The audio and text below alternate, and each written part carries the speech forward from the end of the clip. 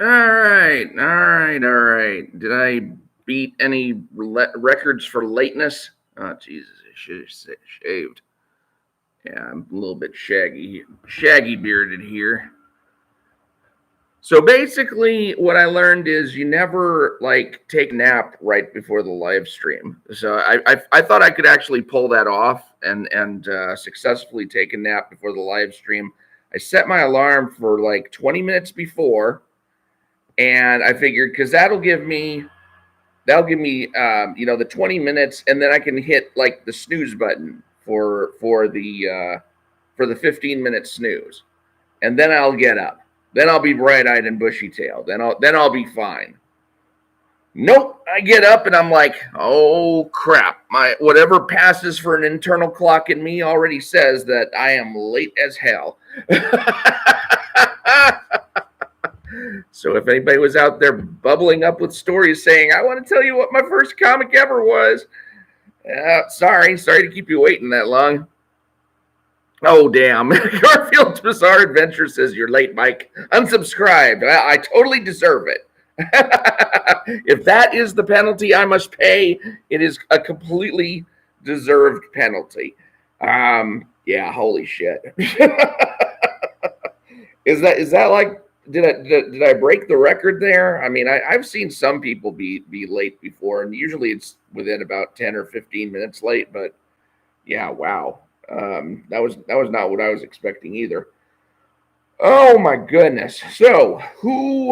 Well, if anybody saw the drama llamas out last night, oh my god, Ethan Van Sciver had a midday drama farm for like 3 hours on his channel, and I mean, he even brought in guests just to help him with the drama. It was almost like he found Comicsgate day laborers to come in for 10 at a time to help him farm the drama that's going on between him and Eric July, and I guess him and Patrick Parnell. And yeah, Garfield's Bizarre Adventure says drama, drama, drama, drama, and more drama. Yes, no crap. I mean, I was just amazed at how they were just going off, both on Eric July and on various other people, talking about how much drama there was out there. And apparently, there's another player who's just entered the game. Loyal's asking what happened. Well, another player just entered the game, and that player is Yellow Flash. And Yellow Flash, I think he's a kind of significant YouTuber, and apparently he went on. Not only has he been blocking certain people from who are associated with Ethan Van Sciver, or has been on Ethan Van Sciver's side in the whole Comicsgate versus Rippaverse thing, but also there used to be a community room on YouTube that Yellow Flash maintained, and Yellow Flash apparently has gone and deleted this community room, and so now this place where all the comic skaters used to congregate, then that room's gone now. And so they had to create a new room. Basically, I don't think that they're like dead in the water or anything as far as being able to associate on YouTube. Real Nerdy Review says yo, and yeah, more like oh gosh, yeah, oh man, um, yeah, it kind of reminds me of this. When I played City of Heroes, there was that MMORPG City of Heroes, which was the first comic book based MMORPG. I played that for a while, and for a while, I actually had possession of someone else's supergroup because someone inducted me into their supergroup. And a supergroup, you could have about, I think at the time, you could have about 15 different characters in it, or maybe it was more than that. But it was just like a band of friends. That's all it was. It was before they did raids. It was before. Well, I don't think they ever did raids. It was before they had supergroup bases and before bases became the whole thing, and you had to get all of these people into your group so that you could afford all the base rent and all that kind of crap. Really never liked the whole base thing. In fact, I actually suggested saying, can we have something like a league as opposed to a super group where it's just a bunch of friends being together and we don't have to go through all this base crap? Because all it winds up at that point is they want people they want to get up to their 50 members just so they can get the maximum base rent and pay for all this garbage. Um, I never liked that stuff. So, but I actually had possession of a guy's super group for a while, and I had friends that I had inducted into the group, and we would get on, and if I saw any of the people who were in the group, I would play with them, and it was a great thing. And then all of a sudden, one day, I was kicked out of the group, and everybody else was kicked out of the group too, and I'm like, what the hell just happened? And it turned out that the guy who originally created the group said, well, I only want this for my real life friends, and decided to destroy everything that I had created within the group and, just do his own thing with it. Which, of course, it was his group that he originally created. I mean, what I probably should have done was create my own super group and then, get everybody back into it. I was so disgusted with that I just about quit City of Heroes at that point. I was like really, really disappointed and said, screw this. Deleted some of my characters, some characters that I had spent a long time building. I think I had one character that was up to level 30 something, 38 at least, because he was at the maximum that you really started getting good at stuff. So I want to say that character was up to about level 40 or something. And I was just like, all right, fine, I'm done. I was really, really disgusted by that. Oh, give me a second. Okay,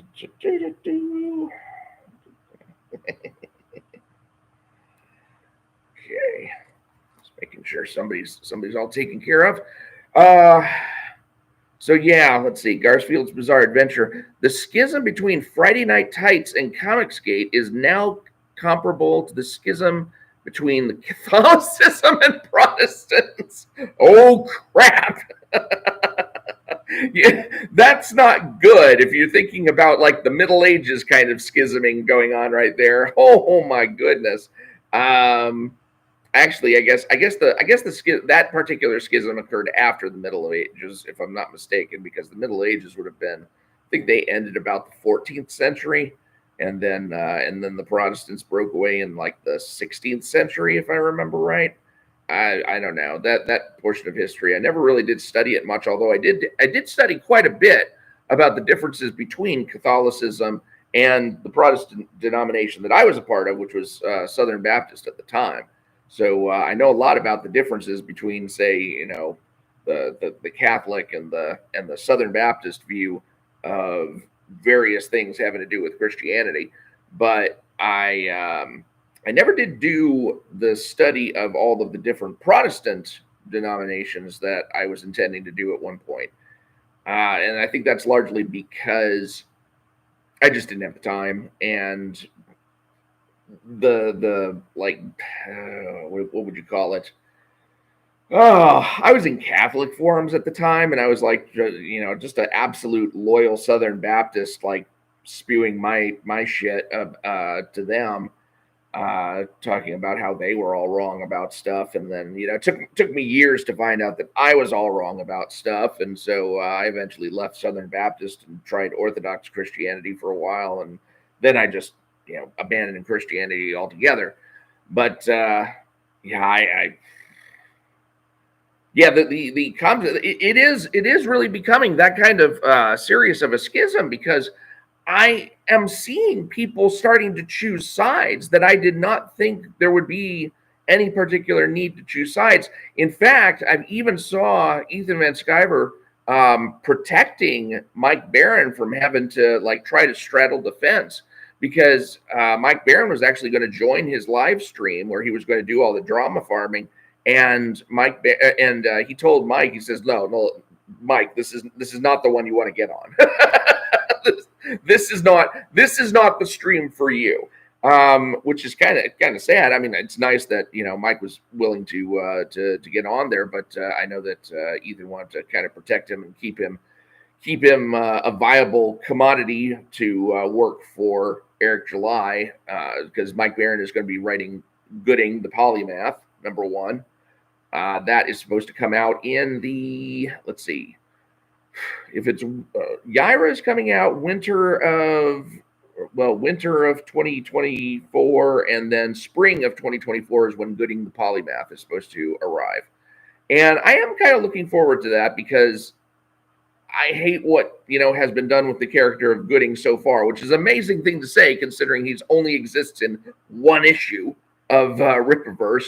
He's in ISOM #2, and it's like even within that book, they introduce this character who's kind of has potential, and then they just squander the hell out of that potential. Garfield's Bizarre Adventure. I was raised Pentecostal. Well, you had a fun time. Speaking in tongues was the norm at the church, currently non-religious. Yeah, I actually, I went to a sort of Pentecostal church for a while. It was spirit-filled, non-denominational is what they called it. And boy, was that a three-ring circus. That was the kind of church you went to when you would get bored in any other kind of church. You wanted to see, the spontaneous healing going on over there. You got the speaking in tongues up on the stage. You got the dancing around over on that side. You got the person praying next to you on his knees on the other side. And it's like watching a three-ring circus waiting to see if the elephant's going to poop, in whichever whichever particular circle that's going on in. It was a good church in terms of the doctrine, but in terms of just being way too flamboyant and way too invested in the whole, gifts of the spirit kind of thing, not really having that. And what's so the Pentecostal, there's a verse in 1 Corinthians 12 where Paul is talking about spiritual gifts. And I realize the Pentecostals are the ones who are thinking that everybody is supposed to speak in tongues at least once, that's supposed to be an expression of receiving the Spirit. And, Paul says basically, I speak in tongues more than all of you combined. and to me, that says, okay, then it was not a particular rarity. And the worst part is that it was the easiest kind of spiritual gift to fake. And he was irritated by the fact that people were faking it. And he's like, look, this whole speaking in tongues things, you do realize that you're actually saying something, right?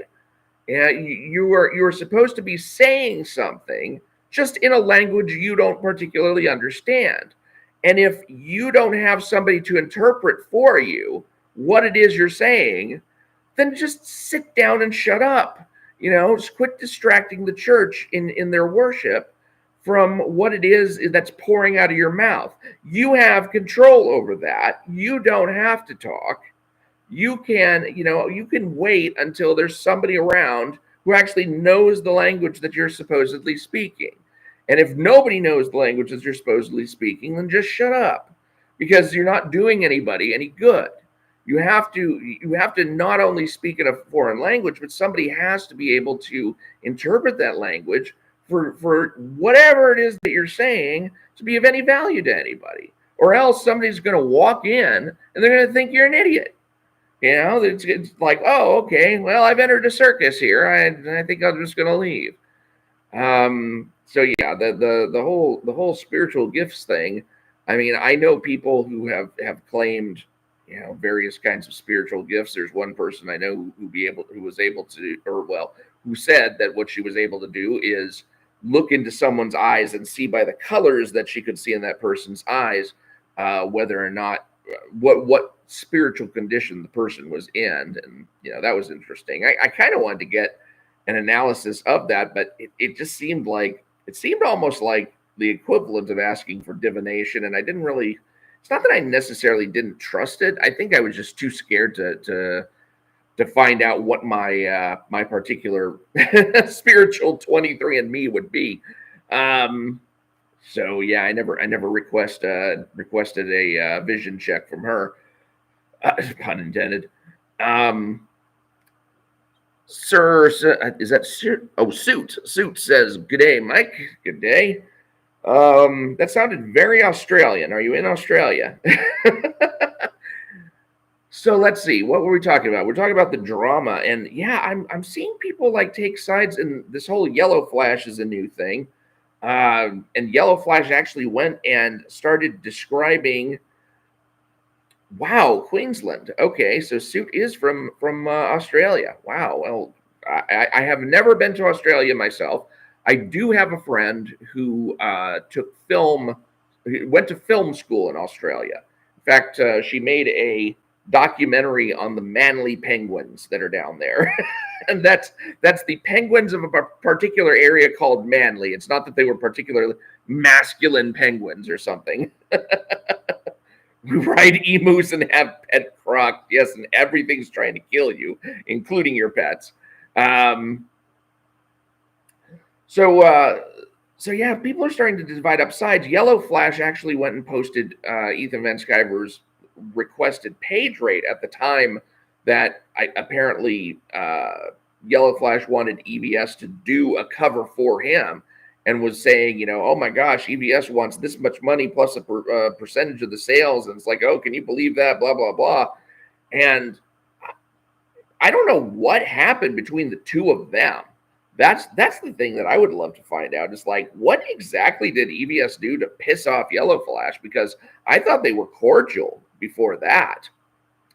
Suit says, just finished having a back and forth with someone in your comments. They lost me when they claimed there's no proof of Eric's using 3D assets. I don't care about whether or not they use 3D assets so long as the books look good. If the book looks good, then use whatever the hell it takes to make the book look good. I like that. That was the thing that irritated me the most, in fact, about the drama farming stream that Ethan Van Sciver did. Was everybody wanted to crap on Cliff Richards for some reason. Oh, ISOM looks like crap. I looked at his comic and the ISOM #1, it just looked like crap. Like, I don't remember this, okay? And I did like 13 videos critiquing ISOM in I don't know how many ways. But I don't think I ever remember saying anything like the art looked like crap. The art at times was, there were things that were comical in it. I mean, you don't have a parking lot where the parking stripes run right up against the building. I've never seen that in my entire life. And, why is it that the parking stripes are only large enough to like hold a motorcycle as opposed to an actual full-size car? But still, I mean, the figure drawing that he did, and maybe that was the result of 3D models. If so, I don't care. It all looked really good. In fact, some of the work that he did, especially like the splash page of him, fighting Santuan, even though there was no like good segue into the next panel. I mean, it was excellent artwork. There were some things where the fight choreography may have been off, but it was still well drawn. So I don't know. I mean, I'm not talking about ISOM #2, where you would see things like, the so-called metal detector was actually like an elevator screen or something like that, and you could kind of like tell this looks a little sus. And then people talk about, oh, he's lying down on the couch, but the couch has no indentations, and it's like, okay, yeah, I saw that too, but at the same time, I was like, okay, whatever. But as far as ISOM #1 goes, I thought ISOM #1 was really well drawn in terms of just the raw drawing itself. I mean, like I said, there are things that I would change, and eventually I will do a Let's Fix series on ISOM #1 so I can show people exactly what it was that I was talking about. But I really didn't think it was bad artwork. So, I don't know. Let's see. Garfield's Bizarre Adventure. Yellow Flash hates Vito and Dick Masterson, and EVS likes them. Okay. I mean, it seems a weird thing to pick a side over, since EVS has had Vito and Dick Masterson on a show like maybe one time ever. I mean, it just seems that seems freaking trivial. Let's see. Suit says using the assets wasn't the point. The fact that he claimed they didn't use them. Oh well. I mean, yeah, there's that. I mean, and I'm saying I mean a lot, and Rip Reverse Goalpost is probably kidding. Gonna tear me a new one over that. That guy, I tell you, he's twice now he's admonished me for how many times I use "I mean" in saying anything, and I'm just like, I don't know what to tell you. I know people who use filler words of different kinds for different things. I'd like to think that I'm not using quite as many filler words as some people do. I mean, there I go again. There are some people who, they use a filler word just like every other sentence, and I think it's because they have a stuttering issue and they've just trained themselves to use these particular filler words. Like I used to work with a guy who would say right instead of or He would never use or He would say right. So right, I'd be talking right and these right things right, and he would be saying it so often that it's just like, okay, get it out. But that was what he had to use, and I don't know how he trained himself to use that, or if that's a particular speaking technique from some other portion of the country that I've just never visited. But it was very, very unique. I've never heard anybody else use that. So I don't know what to tell you about the "I mean" stuff. I'll do my best. Let's see. So yeah, Yellow Flash hates Vito and Dick Masterson. EVS likes them. To me, they're a bunch of screeching harpies. They kind of remind me of Heckle and Jekyll, just sitting up on the branch and making fun of other people. I don't care for their show. I don't care for their style of humor, but to each his own. I know they've got a much bigger following than I do, so there's plenty of people out there who do like their stuff. It seems a silly thing to divide over. I mean, I don't think I need one of those little Toastmasters clickers to click myself every time I say "I mean." I don't put Dick Masterson's critique of ISOM #1 on a pedestal the way EVS does. I do not think that much of what Dick said was legit at all, mainly because so much of it, I think, was criticizing it for being not the kind of book he wanted to read. And when I'm doing my critiquing, I mean, I try and make it clear that I'm trying to show people what I think was done wrong with the book in one way, shape, or form, or at least was done in such a way that the book could have been better if they'd done it differently. But I'm not trying to say that I would rather have had the book go this way versus that way, unless I'm very specific about that. Like in the case of ISOM #1, Eric, I was going to say Eric hits the taxi. Avery hits the taxi, and then it's kind of like, meanwhile, back at the ranch, and then you come back and Avery's in the hospital instead of having an interesting meeting with Alpha Core. I would not have wanted to see the book go in that way, but that's the way the book went. That's his decision, and that's one of the reasons why when Ethan Van Sciver got on to me about you nitpick things, but you don't tackle the grand themes. I don't know whether what the grand theme I'm talking about is just a deliberate choice on your part. If you have deliberately chosen to take the book in direction A versus direction B, who am I to say that's wrong? You're writing the book that you want to write. So I just need to, take the elements of the book that could be improved upon and try to improve upon those while still telling the same kind of story that you're wanting told. Let's see. Suit says, using the assets wasn't the point. Fact that he claimed they didn't use them. I was like, oh, no point wasting my time here. I had a moment with Eric July himself at one point, because he was telling me right to my face practically. This was in the Monetize Your Haters session back when he did those, when he was saying that, oh no, I wanted the emphasis on the in this section to be there instead of over here.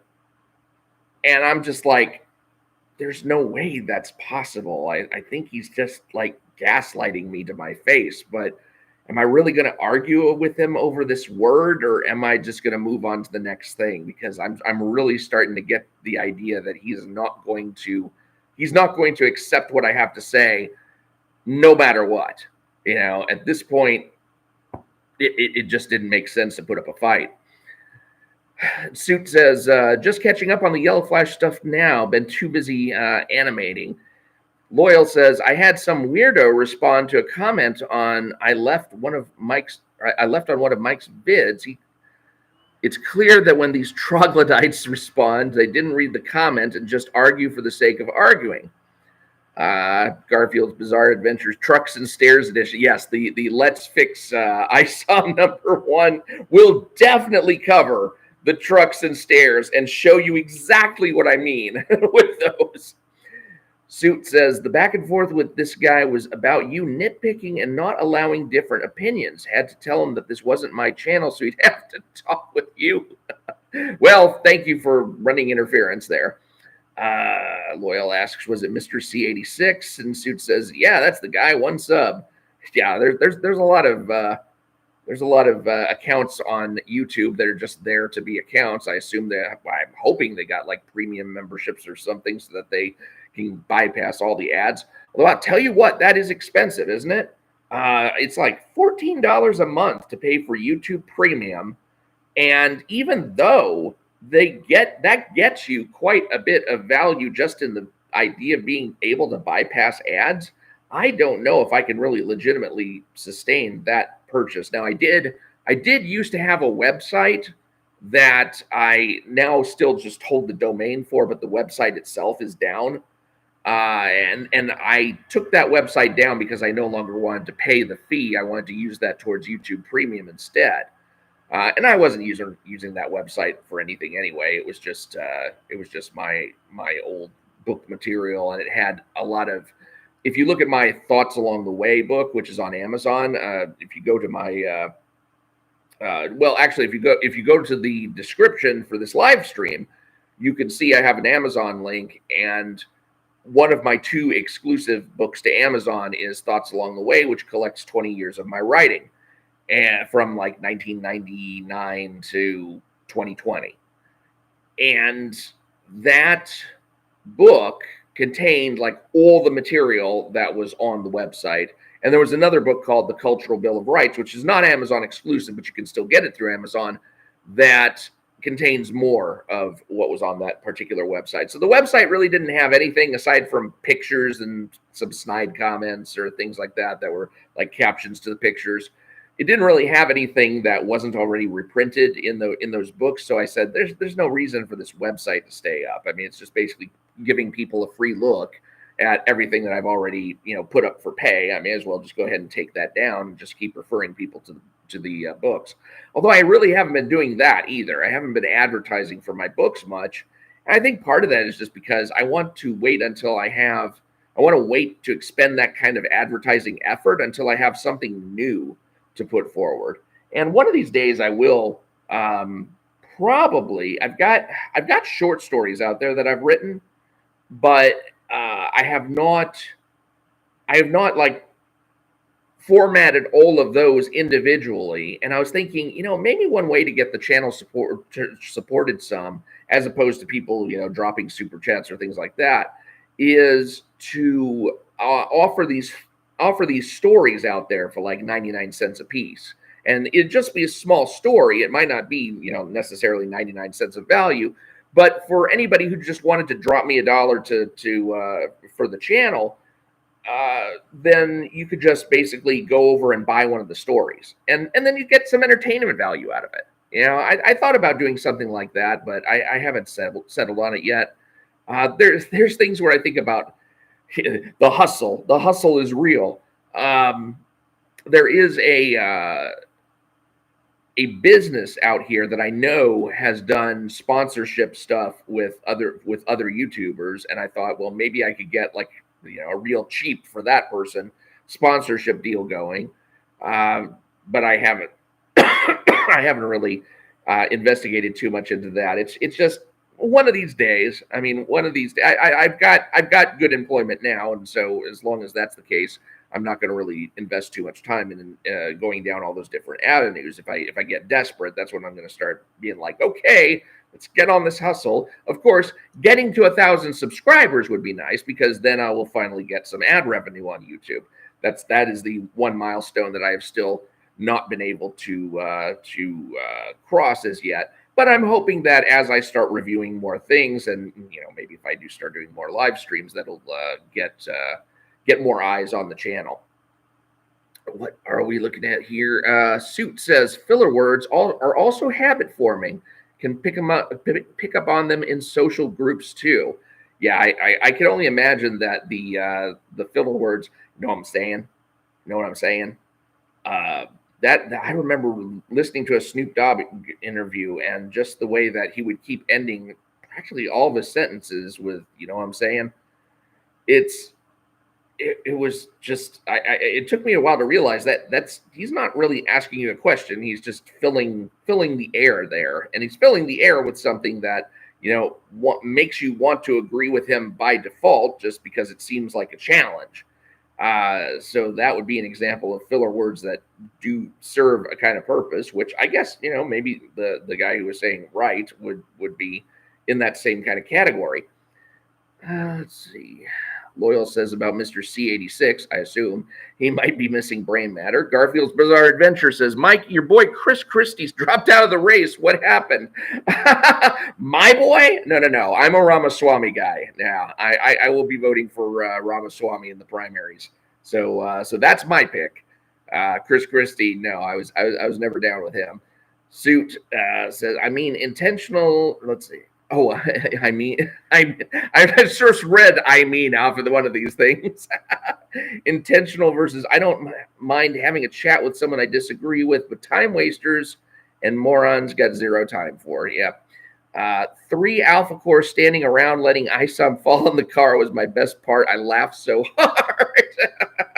Yeah, I didn't mind that too much. I mean, it just seemed like they didn't arrive in time for them to come to his rescue. So yeah, that was kind of funny. I just thought that from there would be like, oh my gosh, he's probably dead or something. Braxwell, check his neck, and and then we got nothing. I mean, basically off camera, Alpha Core takes Avery to the hospital, and we never see anything of their interaction beyond that, aside from Braxwell kind of looking at his photo, or the photo of him on the taxi in ISOM number 2, which, oh God, that scene in ISOM number 2, now that I've read Alpha Core number 1, I was thinking that with what I would know about the characters from this point forward, with what I would know about how they speak to one another, with how they interact, with their personalities, the different things about them, since Chuck Dixon had the opportunity to lay all that kind of stuff out, I thought that I might go back to ISOM number 2 and rewrite the dialogue, saying, okay, now that we know how these characters really do interact towards one another, here's what they should be saying in these dialogue balloons as opposed to what they are saying. And the scene is just too damn boring to even try. I mean, it's a total product placement scene. That scene exists so that A, Eric doesn't have to write anything about how does Gooding stop the fire in his initial appearance, and B, how do I thrust Alpha Core and Yaira in front of the reader's eyes again to make sure that the interest in the characters is maintained. So it's just a product placement scene, and it's not even worth going into. It was a little bit interesting to cover it for the oh my goodness, we actually have 20 people watching right now. That's probably the highest total I've gotten yet. It was interesting so far as comparing it up against the video, and when I did my thing about has the Rippaverse ethic already been broken? If you want to see that video, take a look at that. But it talks about how if you compare those scenes, you're practically looking at a multiverse, just dealing with how the scene is interpreted in the video and how the scene actually plays out in the comic. So what do we got here? Suit says, when I see one sub, I just assume troll. Yeah. The Bruised Kind says, the reason Yellow Flash distanced himself from Ethan was because Gary told him to. And I assume Gary is Nerdrotic, right? And I guess Ethan and Nerdrotic don't get along. I actually had the opportunity to meet Nerdrotic at the same place that I met Eric July in person. They were both part of a get-together in North Dallas, in the North Dallas area in Plano. And I went to that and just briefly, shook hands with Eric, and Nerdrotic was going to be there, but I didn't know him, so I didn't know any of the other YouTubers who were going to be there. So I just decided after meeting Eric, okay, that's it, I'm out. I need to get away from the crowd. It's just stifling in here, and I don't even know if there's going to be like anything else to this gathering that's going to be Rippaverse centered. So I'm just going to go home. And so I did have the opportunity to meet him. I have never watched the show. I know that, okay. So apparently EVS and Nerdrotic don't get along, and there was actually a point at which and EVS went into this in some detail on his drama stream when he was saying that there was a time when Yellow Flash kicked him out of the back room or something, or put him on pause or something like that, because Nerdrotic was there and he wanted to have Nerdrotic on and have him circulate in for a while. And EVS said, fine, just let me know when you want me back. And he never did want him back, apparently.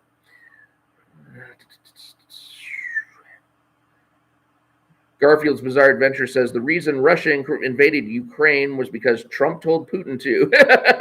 See, I can do it too. Suit says, God, I hate, you know what I'm saying? Yeah, it's not fun. Loyal, I think you feel me is worse. I don't feel you, nor do I want to. Yeah, you feel me, yeah. Well, you say they didn't arrive in time. I say they were standing there watching. Comic doesn't say either way. Oh, talking about Alpha Core and Avery, flung into the taxi by Yaira.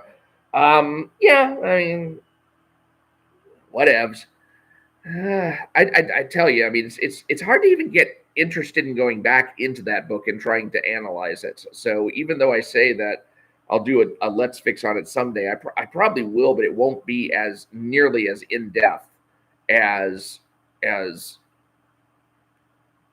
I think it could be, because right now, if you think about it, by the time Yaira #1 comes out, by the time Gooding #1 comes out, and I've had a chance to do those, I honestly don't know if I'm going to know anything of substance about the Rippaverse than I do right now, because really all of the background material, the background matter that surrounds the Rippaverse has been just so threadbare. I mean, it has never been explicitly stated as yet that Texas is its own country or has seceded from the United States. I mean, nobody's actually made that kind of explicit connection in any of the books. And I'm like, why not? I mean, why would you not build the world at this point, especially when it comes to Alpha Core and a character who was supposed to be so involved in the Great War of Separation that he was called the hero of that, at least according to Avery and Gooding back in ISOM #2. I don't understand why we can't get background on these historical events that took place. It's like, did none of this get plotted out in whatever this big world book diary that Eric's supposed to have is?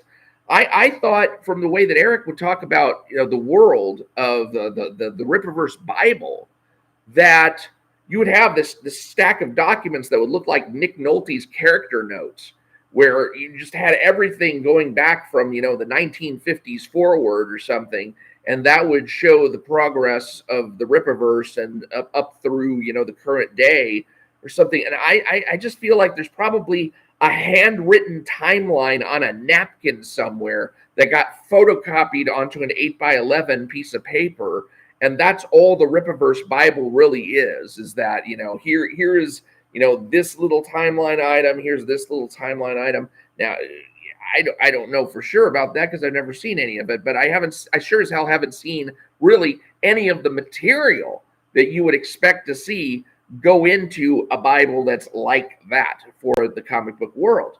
The only thing that gets seen is just little bits and pieces, like what Bloodruth reveals about pocket dimensions, and what Gooding reveals about a little bit of the history, and talking about the states like the old Carolinas and things like that. I mean, just to see a map of the Rippaverse or the United States of America as it's defined in the Rippaverse would be a major revelation at this point, because we don't know. We don't know what exists where. We don't know if half the continent has been wiped out in a big cataclysm. Who knows? When I heard about that Great War of Separation, I thought maybe it was actually separating dimensions or something. I wasn't thinking about separating Texas from the United States. Garfield Bizarre Adventure, get some membership badges, Mike. I just don't know how I could possibly provide any value in a members channel, because I mean, like, if I were to do more of these live streams, and if some of them were to be more like hands-on kind of, here's how you do editing and stuff like that. I don't know. I know that the channel membership thing exists, and there are people who have these memberships and they just let them run, even though they don't know what they do and they don't put out any extra content. I could do that, but I feel like I should be providing something of value. And it's kind of like when Coach Red Pill, Gonzalo Lira, who, interesting that his father, Gonzalo Lira Sr., I don't know if any of y'all know who Gonzalo Lira is, but he was on YouTube under the name Coach Red Pill for a while.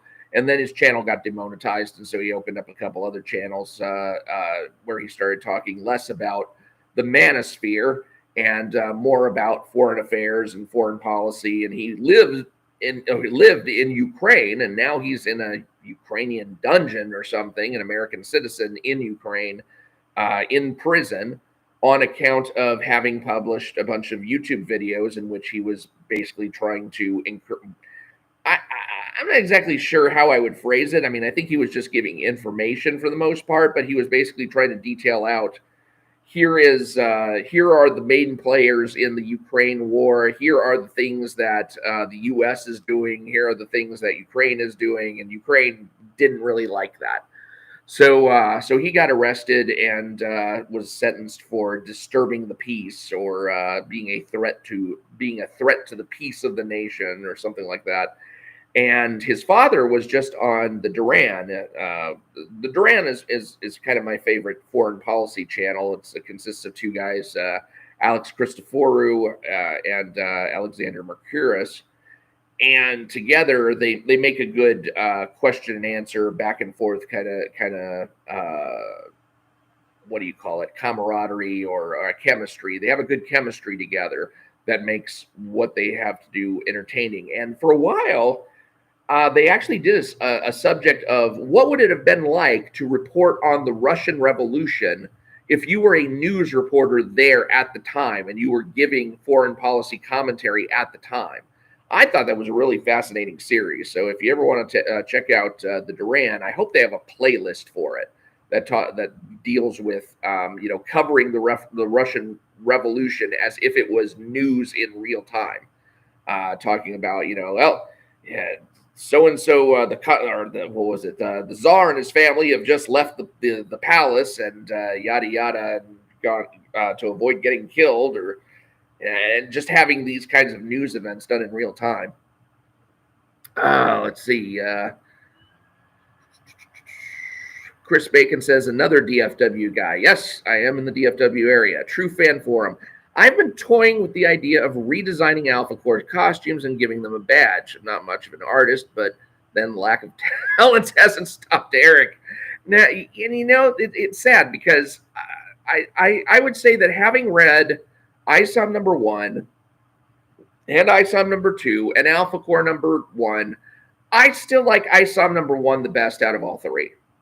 I still prefer it because it seems to, I mean, it is the issue where everything still kind of had potential. Whereas when you see that potential kind of unfolding in ISOM number 2 and in Alpha Core number 1, I've largely been disappointed in that.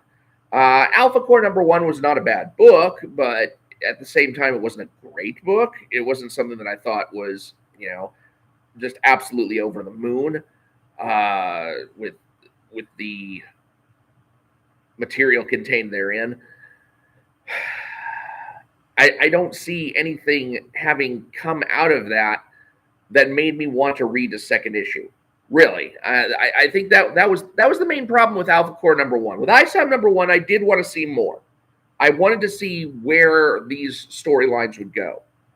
With Alpha Core #1, I was kind of like, I don't know if I care about any of these characters.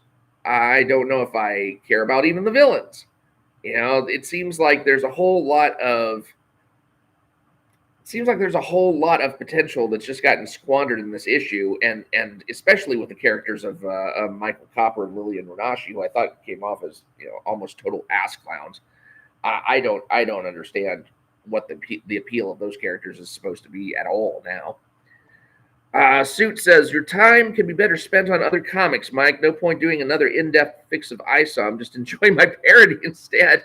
Yeah, I do want to do... the next thing that I've got up for grabs is Ethan Van Sciver's Cyberfrog 2 Wrecked Planet. That will be the next thing that I review. I do still want to go and do the ISOM thing just because, I took so much shit over the trucks and stairs, and still do to this day, that I want to at least be able to show people that, hey, here's why the truck should have been a different color than it was. And here's why I'm saying we needed to establish where the hell these stairs were in the first place, because who knew? I don't even understand how anybody was able to follow that. Bruised Kind says, in a world where humans can fly, that explanation should take precedence over explaining socio-political narratives. Garfield's Bizarre Adventure, the Ripiverse, and Matt Petgrave build Mike's channel. I tell you what, that Matt Petgrave video still gets me a comment telling me what a dumbass I am every once in a while. So I wonder if some of the people who trickle in are trickling in on account of that. Garfield's Bizarre Adventures, Geeks and Gamers build Eric July's channel. So what? And Garfield responds to Law, relax, dude. I may disagree with Mike, but I enjoy his content. And thank you. I mean, absolutely, everyone's free to disagree. Ripa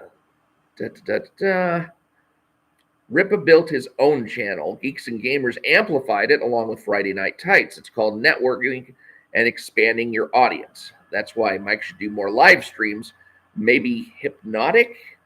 Do more of other people's live streams? Yeah, in fact, I was invited to do a live stream with someone, and I don't know if the fact that I just basically said, I'd have to coordinate with them because I have a job, so I gotta make sure I'm not going to be stepping on that.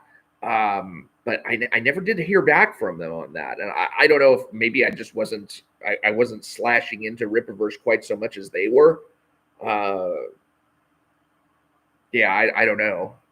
I'd love to comment on their live stream sometime, but they only excuse me. They only allow subscribers to comment on their channel. It's like, okay, well, I guess if you've got enough subscribers, you can do that. True Fan Forum, waiting to see where ISOM's plot go is more futile than waiting for a Godot. Biff Bam Boom Comics, hello Mike's great stream. Hello to you. How are you doing? It's been a while since I saw either of. Have you gotten any updates on any of those other of those particular properties? If I'm remembering correctly, y'all are the ones responsible for Cody Valiant and what is the one with the trucker and the girl? Interstellar, if I remember correctly. I've got a couple of review videos out there, and you should really check those out. These were impressive. These were impressive books. I liked those books from Biff Bam Boom Comics. So if you see Interstellar #0 and Cody Valiant #0, I think it is, reviewed on my channel, go check those out because those are worth a look. Let's see, 1,000 subs this year, Mike. You can do it. It is election season after all. Yes. That's true. It is an election season. So I guess just the people who are out there looking for presidential drama. are going to be out there in force. Okay, so yeah, the only other drama that I saw out there, and like I said, the one thing that I really didn't like about the drama is how all of these artists and writers and stuff who were coming on Ethan Van Sciver's channel, they were all crapping on Cliff Richard's art, and I just thought that was so unfair because he does do a fairly good job. I'm not gonna. I would say that ISOM number 2 probably came off a little worse than ISOM number 1, especially when you looked at Bloodroot's Bounce House and some of the other features from that. But I mean, just doing kind of an admirable job overall. There are times when he could be communicating the story better, but I like his style, and like I said, if he's using 3D objects to amplify his artwork, I don't really have a problem with that. Biff Bam Boom Comics says, "Yep, Cody and Interstellar. Cody 1 is halfway done, and more to come soon. Good, keep it up." Let's see. Bruce Kind says Pete Buttigieg and Roxanne Gay 2024. Oh goodness. Yeah, the whole Roxanne Gay thing with the plagiarism stuff. There's ways in which I feel for. Well, actually, no. The person who I was feeling for was Bill Ackman's wife, who's now being accused of plagiarism. Now that people are going through and looking at her dissertation and stuff, and finding places where she forgot to put quotes around certain words or phrases that she was lifting from other people's things, even though she cited them. And then there was one part or one area where she just flat ass forgot to put a citation for the guy, even though she cited the guy 4 other times within the same document. So those are things that can be easy to miss.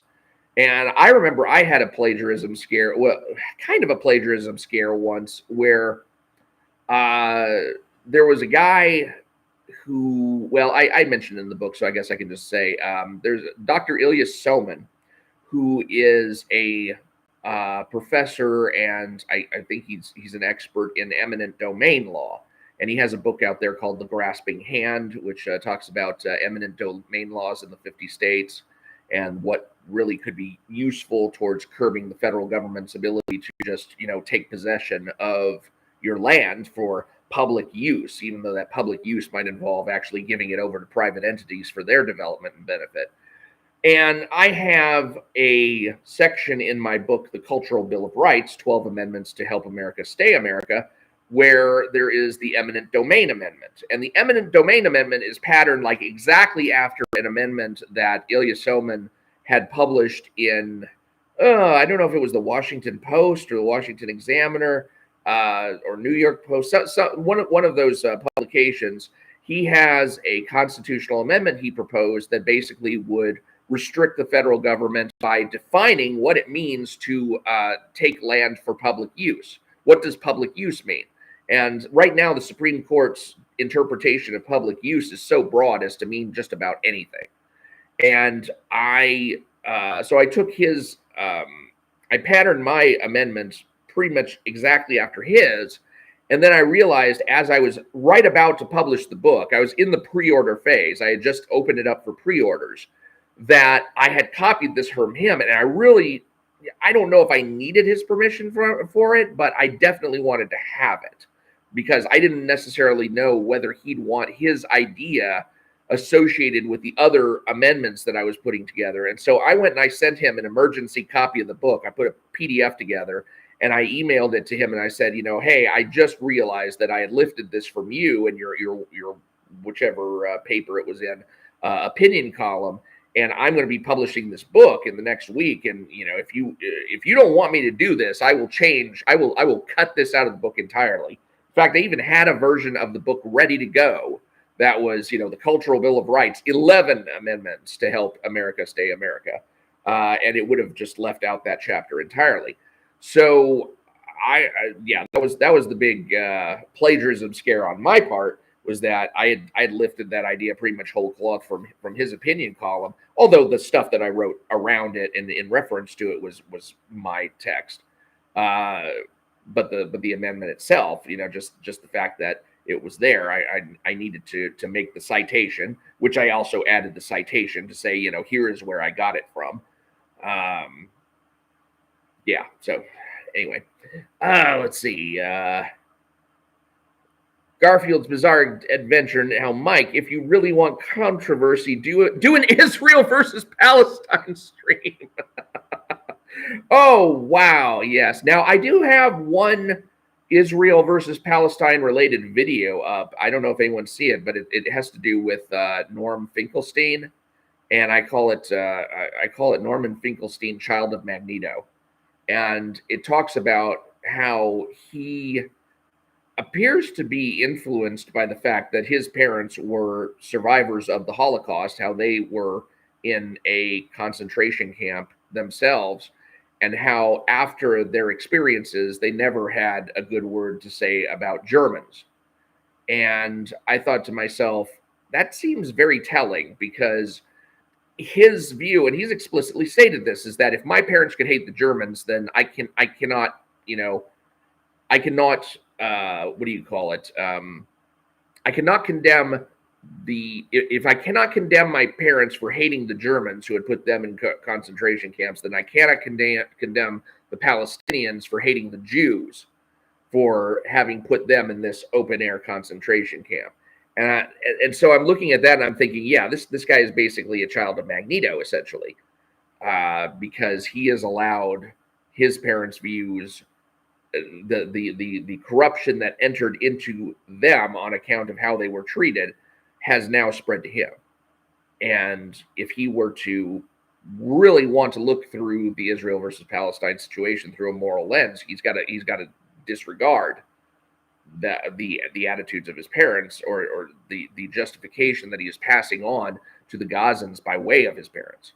So I have expressed my views on that a couple of times. I do have a couple of shorts out there also, but yeah, I mean, right now I'm just hoping that I'll just go ahead and keep all my views close to the vest, although I think I've expressed them in one way or another in various places. Sir Ubisan asks for my thoughts on Cyberfrog. So what I've got of Cyberfrog right now, of course, I've read Cyberfrog Blood Honey, which is the canonical first issue of Cyberfrog. And what that does is, for the first portion of the book, it goes through and kind of recapitulates Cyberfrog's origin, and then it dumps you into 1998, where the Vispas invasion takes place.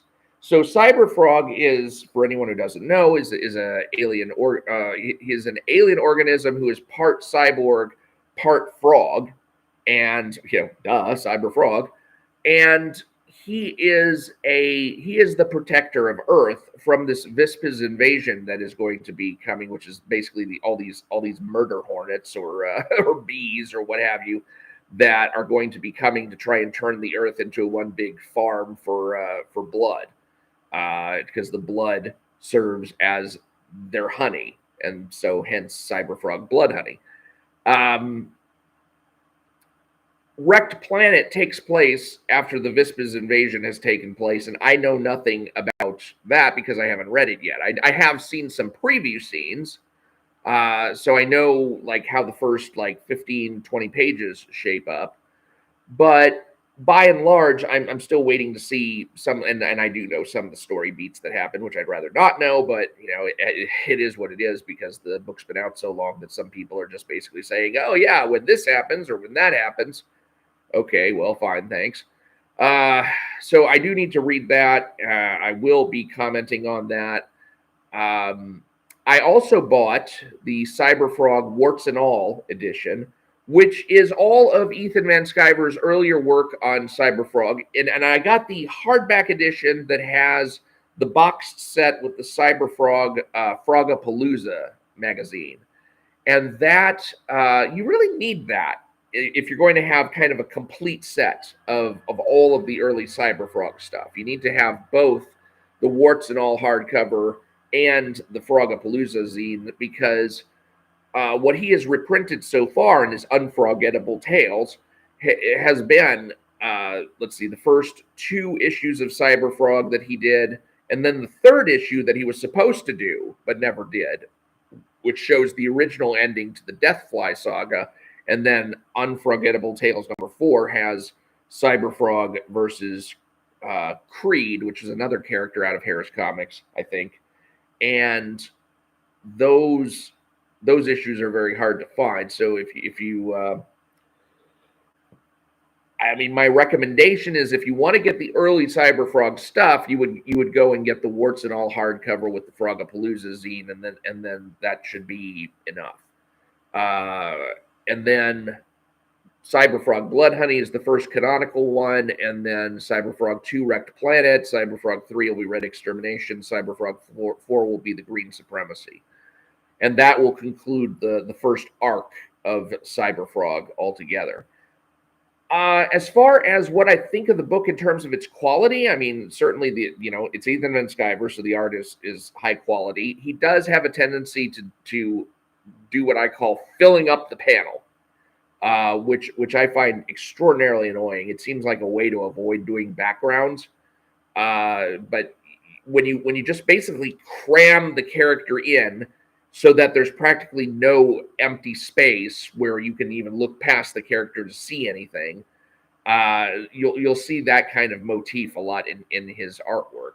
And I keep thinking to myself, it's like, okay, back it up and show us surroundings so that we're not just seeing foreground image after foreground image after foreground image. As far as the story goes, I like the writing. I think he's very, very good at massaging themes into his work. Like, for example, if you look at the origin of Cyberfrog, you're getting kind of a what if Superman went wrong story. And that to me was really amusing about that I caught that. Because you're really looking at it, seeing the classic Superman story, and then at the same time seeing this ridiculous character, in a sense, getting generated from that. And the way that he has taken his story about the Vispa's invasion and tying it into the soyification of mankind over the last 20 years or so. I do like that kind of underlying political theme, which is not at all obvious. You're not getting hit over the head with it as you are with some of these comics that are out now in DC and Marvel and stuff, where they're basically going one-to-one with kind of the political issues of the day.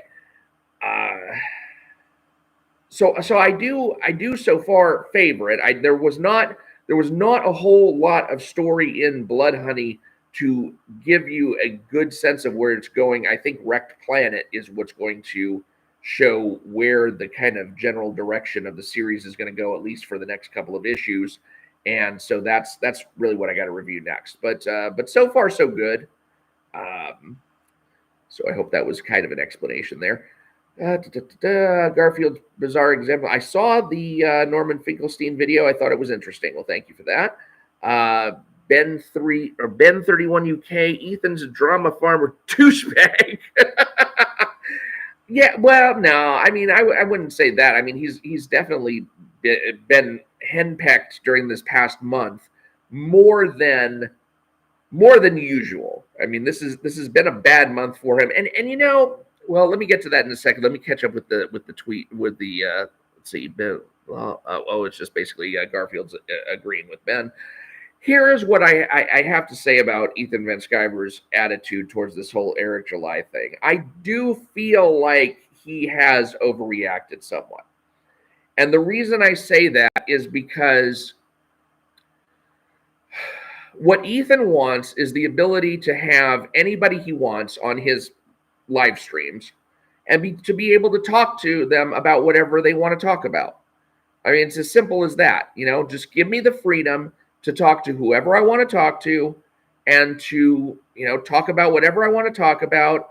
And if it's favorable to this person, great. If it's unfavorable to this person, whatever, just basically let the chips fall where they may.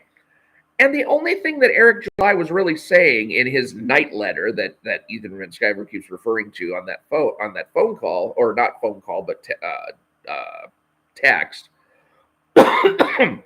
he was just basically saying, it's like, look, I've been kind of using kid gloves when it comes to people coming on my channel and referring to you. If you're not going to do the same for me, well, then I'm not going to do the same for you. And so I just want you to know that. So, you can either, start kind of, building the same hedge around me that I've built around you, or I'm going to drop the hedge that I've been building and just let the chips fall where they may. And,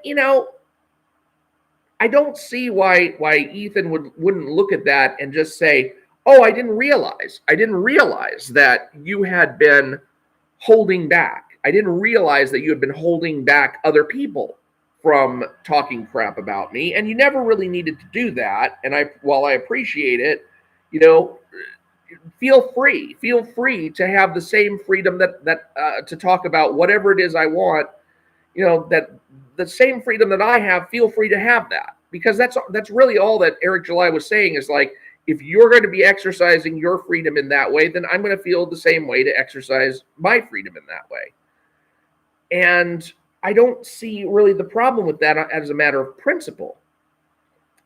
So I feel like Ethan overreacted in that sense, and he's also overreacting in the sense that, if Eric July has his phone number, I can only assume that he gave it to Eric at some point. I mean, I don't know. I mean, if he's saying that Eric July somehow found out his phone number and then texted him instead of DM'd him, and that was some sort of breach of protocol, I suppose. I mean, that to me is something to say, look, I don't like it when people call me or text me directly on my phone. I prefer to keep my comic book business through DMs and through social media accounts and through all that. So please don't contact me in this particular way. That was basically all that needed to happen then.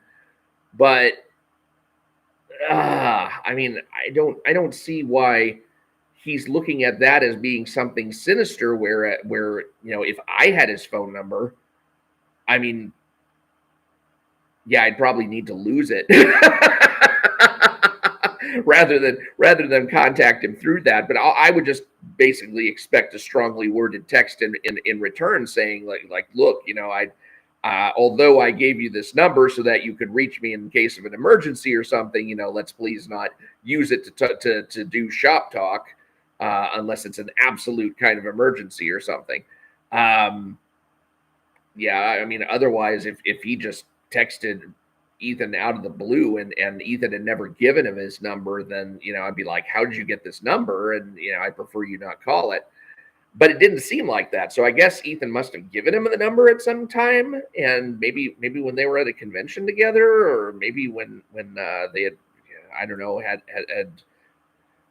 met on one of their live streams and just exchanged that information. And then he just seems overly shocked that Eric July would have used that as a direct line of communication when Eric July has said that, I expect people to try and contact me directly rather than air out things in public.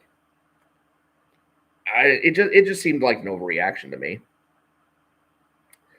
J. Ulysses, Ethan, 30 plus years on comic, was fired when DC when he was one of the top artists. Yeah. I mean, he was silenced when he was there. I mean, there were people telling him that, we don't want you talking on this particular stream. We don't want you doing this or that. And he chafed under that. So I can understand where the emotional reaction comes from. It's like, look, I didn't become an independent comic creator so that other people could tell me what to say. But at the same time, all Eric July was saying was, if you're going to say whatever you want, I'm going to say whatever I want. And that to me is just saying, hey, I expect the same freedom that you expect. So where's the real reason to have beef over that? It's like all he's doing is saying, okay, well, I just want you to know I was treating you with kid gloves here before. Not going to do that if you're not going to do the same for me, and we'll just let the cards fall where they may. And I would have thought that Ethan's response to that would have been, okay, fine. Glad that we each enjoy the same freedom within our own spheres to say what it is that we actually think and feel. And I think that was all going to happen anyway. So I don't know why that had to be, I don't know why that had to spiral out of control into this. And I really think where Ethan crossed the line was like revealing this text and saying, here is where I got threatened, etc. And yeah, it's a threat in the sense of, I'm not going to treat you as well as I have been before if you don't start treating me better than you are now. But okay, can you look at your own behavior and say, okay, have I treated? Yeah, obviously I'm not treating him the way he wants to be treated. Am I willing to do that? And if so, am I willing to be treated the same way that I am treating him? I mean, it's just kind of a matter of consistency there. True Fan Forum. I never heard of Cyberfrog until 2016, and I'm into lesser known comics. Hell, I have the entire run of Futurians plus the Marvel graphic novel. I actually had that graphic novel too. It wasn't until I discovered, the online comics world that I was ever able to see anything of what they had done with the Futurians as well. But yes, I actually had that Marvel graphic novel for the Futurians also. It is.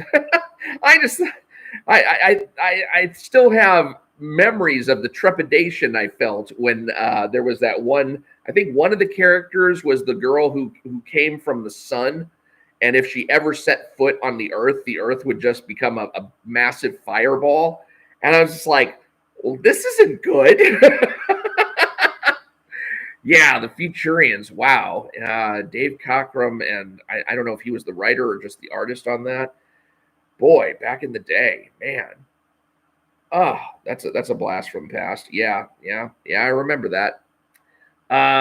Let's see. Jay Ulysses. Eric has no experience in comics and doesn't help the community. Well, he's got experience now. I mean, he's published 3 comics, written 2. So I mean, you can't say he's completely inexperienced at this point. As far as doesn't help the community, he helps those who he wants to help. I mean, he there's that I mean again. He had a live stream with Kevin Grievous.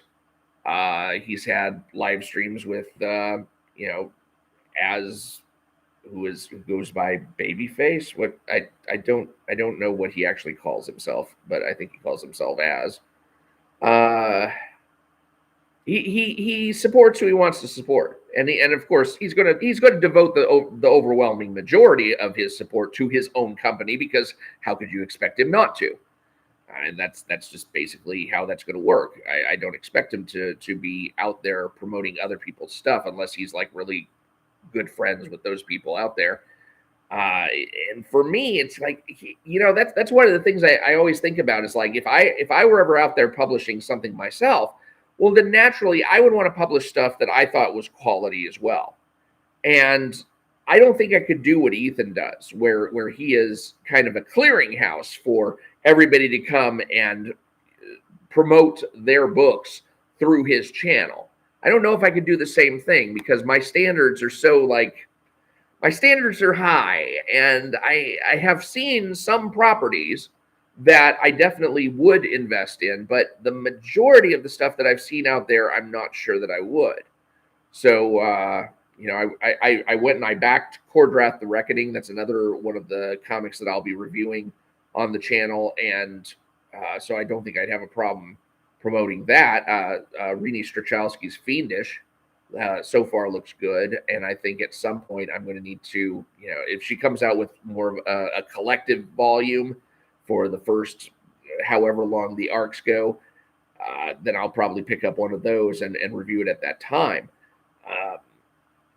Otherwise, I don't know. I mean, I don't know if I would review or promote Graveyard Shift, just because the stuff that I've seen of it myself, I haven't really cared for. And I've seen so little of it that I don't know if I've seen a good representative sampling. What other things? I mean, you got Art T Bear with his black and white. You've got Graham Nolan with Ghosts of Metacom Key. I don't know if I'd be comfortable promoting that as saying, here's a quality item that you all should be plunking down money on. It's like, I wouldn't. And that's not to say that they're all like terribly bad. It's just that I would want to promote on my channel the kind of stuff that it would have to be kind of a by invitation only kind of thing. So anyway, let's see. Where were we? Michael Deitch, since Ethan did a cover for Eric, I can only assume they had an open channel to talk. Yeah, very good. I'd forgotten all about that, largely because I just really never cared for that cover. and yeah, it was the best. It was the best selling cover. But I guess that speaks to me more about the quality of the other ones than it does about the quality of that one. Because you only have to be as good as everybody else who shows up. I learned that a long time ago when I was taking karate. I actually won a karate competition one time because it wasn't because I was any good, it was because everybody else around me was pitiful, except for one guy who trained at the same school that I did, and he just flubbed things. And he made some serious mistakes, and I was able to just capitalize on that. So sometimes it's just a matter of being the best out of all the people who show up, as opposed to having that intrinsic quality. Garfield's Bizarre Adventure says Donald Trump has no experience in politics and doesn't help the Republican Party. I remember when people said that in 2016. Yeah, and then he goes on to be president for 4 years, and at the end of that, unfortunately, really didn't help the Republican Party with that nonsense on January 6th. I mean, why not just, I mean, God, have at least a little bit of sense and have your rally on January 5th where, Congress is not going to be in any danger. That if it had happened, if the rally had happened on January 5th, you would have seen a peaceful rally. You would have seen people peacefully rallying outside Congress, and then nobody, no, it all could have gone so well if people had just not been idiots that day.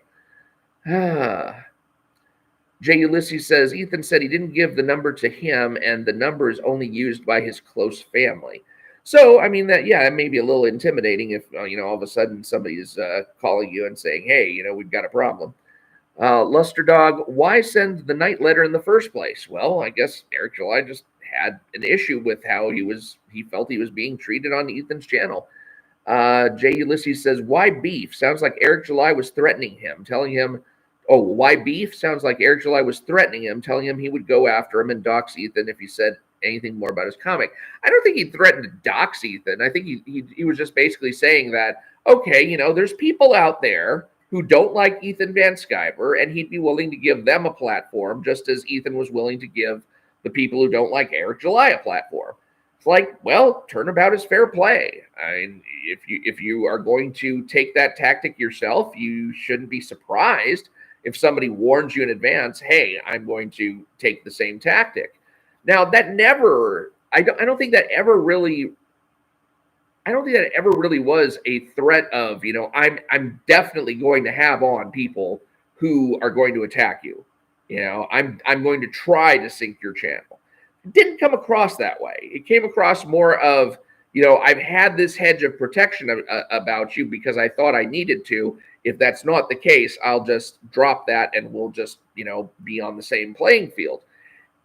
I really didn't take it to be that malevolent. And it's kind of like how people are taking the comment that Shane Davis made about Vaughn Coleman. I just recently found out about this, and I saw Shane Davis's live stream where he was talking about the remarks he made about Vaughn Coleman and how people are talking as if he threatened Vaughn Coleman.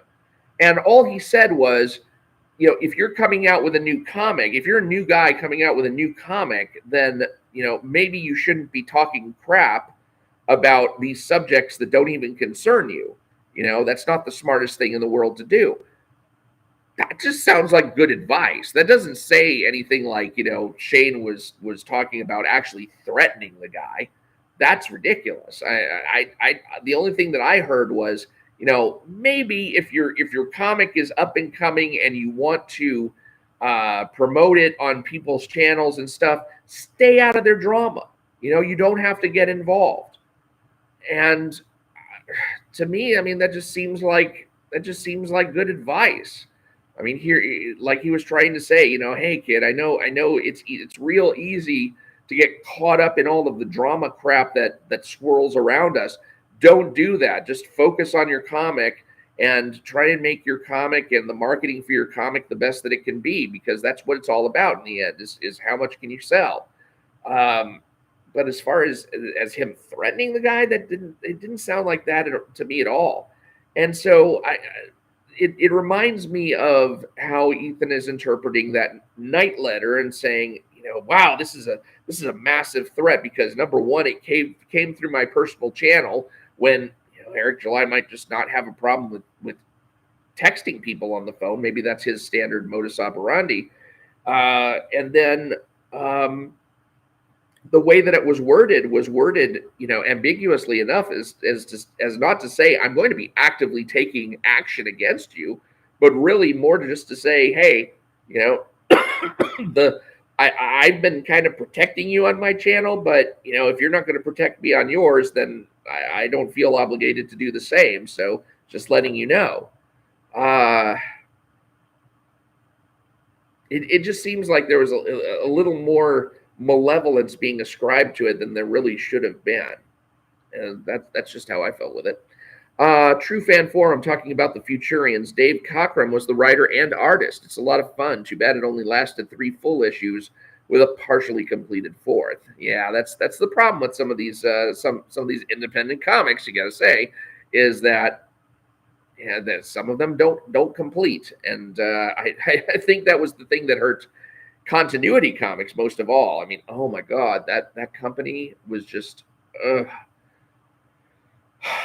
I have bad memories of that company just from the fact that it was impossible to know when a comic series had ended and when it was going to be rebooted, and if you were ever going to see the end of a storyline. And yeah, that's one of the main things that I think holds people back a lot from collecting independent comics is that they are going to be afraid they're not going to get through the entire run. I mean, even on some of these manga and stuff like Berserk.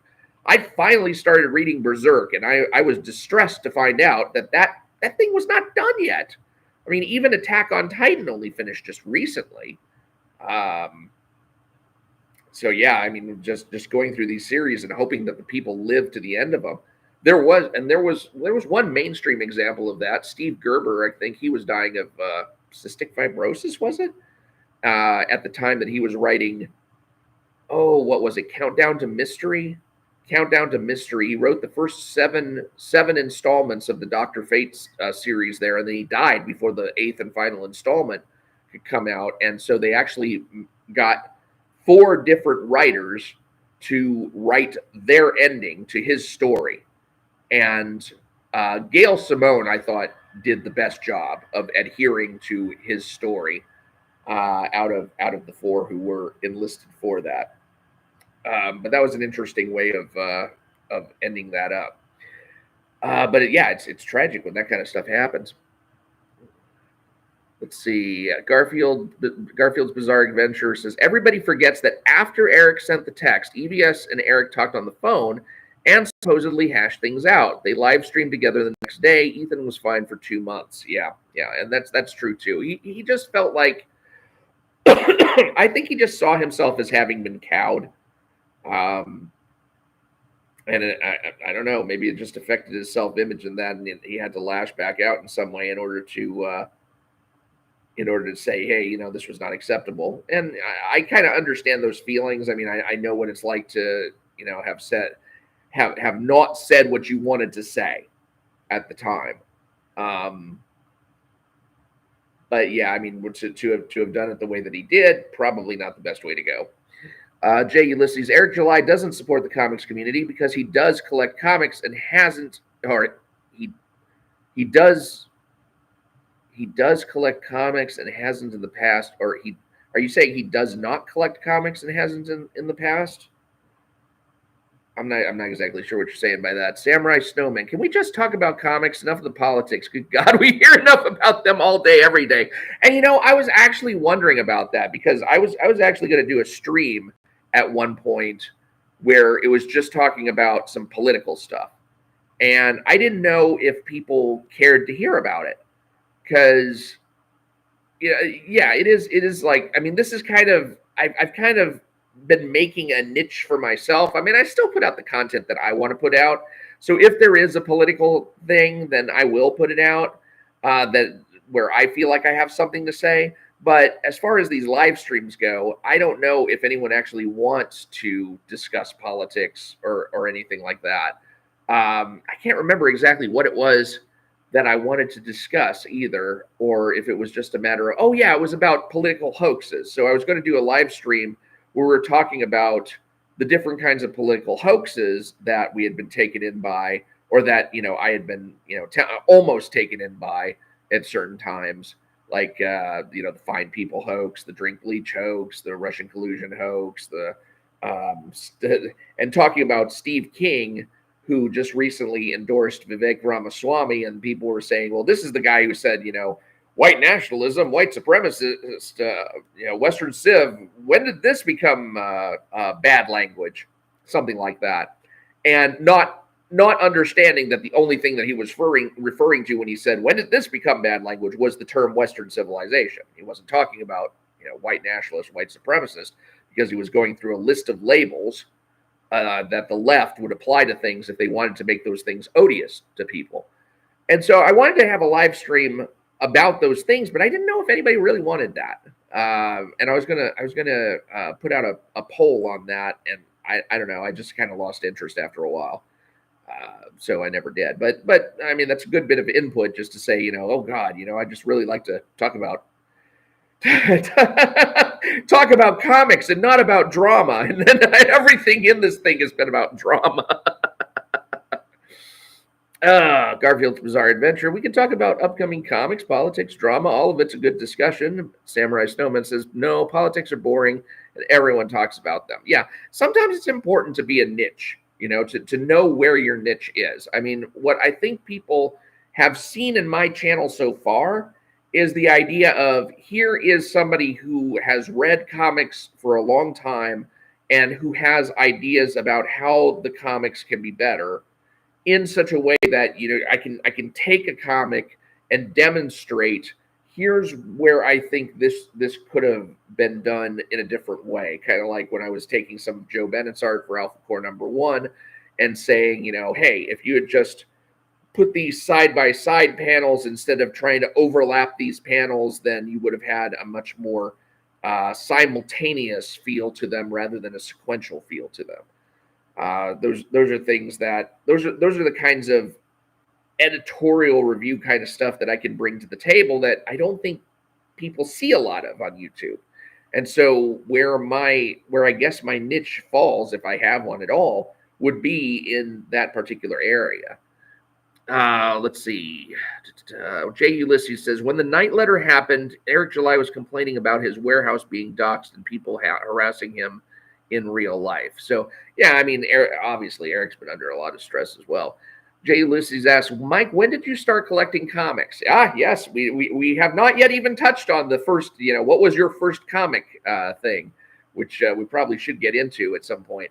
When I was, let's see, I was reading by the time I was about 6 years old, and my parents got me or would take me to the mall, and there would be a children's section there at B. Dalton's and Walden Books. I want to say those were the two. I don't know if those were the actual stores in the California mall, but I do remember that there was a section there where Marvel Comics at the time did not have comic books themselves in the bookstores, but they published these pocket books. And these pocket books would be shrunk down to the size of a paperback, and they would have the original comics from Fantastic Four 1 through 6, Hulk 1 through 6, Amazing Spider-Man 1 through 8. You would have like early Captain America comics. You would have collections of Superman comics, Wonder Woman comics, and they would all be in these little paperback-sized books called pocket books, and I would buy those whenever I had the opportunity. In fact, I remember one time I had to decide between getting like a Dracula book and Doctor Strange, and I got Doctor Strange. And that is where I really started in on comics, mostly on the Marvel side, but also on the DC side. And I want to say that my very first comic, and I'm not really sure on this. One of my first comics I want to say was Amazing Spider-Man Annual Number 9, where it was Spider-Man versus the Human Fly, or just the Fly, he might have been called. And I remember that was probably my first Spider-Man comic because when they did the standard trope of, you'd see Peter Parker, his spider sense would be going off, and you'd see half his face would be normal, but then the half would be in his Spider-Man mask. I remember looking at that and thinking to myself, what's going on here? Is he changing into Spider-Man or something? I didn't realize that that was just kind of an idea of, here we're showing the fact that his spider sense is going off by having half of his face, being drawn to represent Spider-Man and half of his face being drawn to represent Peter Parker. So that was probably the earliest comic I had, either that one or there was an issue of Detective Comics, and I would have to look it up to know which one that was, but it was a Detective Comics issue featuring Batman, featuring the Human Target. I think maybe Black Canary was also in it. I'm not entirely sure which issue number that was, but it had a lot of skeletons in it, I remember, and that always freaked me out.